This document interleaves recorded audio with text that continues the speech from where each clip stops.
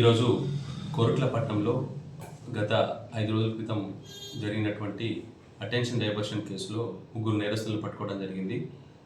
గత 5 రోజుల క్రితం సిరికొండకు సంబంధించినటువంటి అల్లె భగీరథ సాయిబాబా టెంపుల్కి వచ్చి అక్కడ సాయిబాబా దర్శనం చేసుకున్న అనంతరం తిరిగి బస్టాండ్లో సిరికొండ బస్టాండ్ బస్ కోసం వెయిట్ చేస్తున్న క్రమంలో ఒక పర్సన్, ఒక గుర్తు తెలియని వ్యక్తి నా దగ్గరకు వచ్చేసి పెన్షన్ వస్తుందా అని చెప్పేసి అడిగి, అమ్మ నీకు పెన్షన్ 4,000 రావాలి, 2,000 ఎందుకు వస్తుంది, గవర్నమెంట్ 4,000 ఇస్తుందని చెప్పేసి ఆమెకు మాయమాటలు చెప్పి నీకు 4,000 ఇప్పిస్తా, బ్యాంక్ దగ్గర పోయి మనం ఫోటో దిగాలని చెప్పేసి కొద్దిసేపు ఆమె తెలిసిన వ్యక్తిలా ఆమెతో మాటలలో పెట్టే వరకు తనెవరో తెలిసిన వ్యక్తి అని అతన్ని నమ్మి అతని వెంట బ్యాంక్ దగ్గరికి వెళ్ళింది.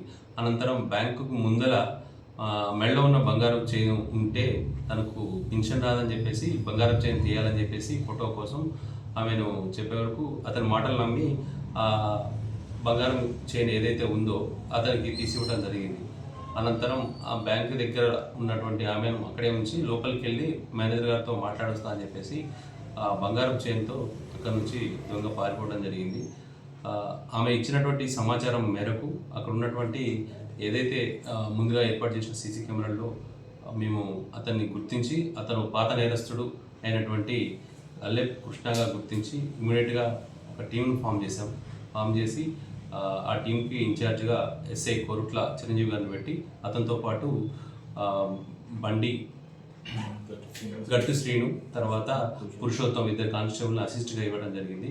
దాదాపు వారు 3 రోజులు కష్టపడి ఆ దొంగతనానికి సంబంధించినటువంటి అనాలిసిస్ చేసి ఈరోజు మళ్ళా ఏదైతే ఆ టీం ఉందో ఆ టీం మళ్ళీ ఈరోజు వాళ్ళు దొంగతనం చేయడానికి వస్తే వాళ్ళని చాలా చక్కగా పట్టుకోవడం జరిగింది.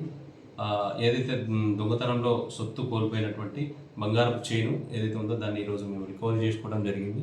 అది దాదాపుగా 24 గ్రాములు బంగారపు చైను, దాన్ని వర్త్ 3 లక్షల రూపాయలు వర్త్ ఉంటుంది. ప్రజలందరికీ చెప్పేది ఏంటంటే ఎవరైనా ఎటువంటి మాటలు కానీ ఏదైనా చెప్పినట్లయితే వారి మాటలు నమ్మి ఎవరు కూడా ఫోటో తీయడానికి కానీ అట్లాంటి కానీ బంగారు చైన్ తీసివ్వద్దని చెప్పేసి విజ్ఞప్తి తెలియజేస్తున్నాను. Thank you.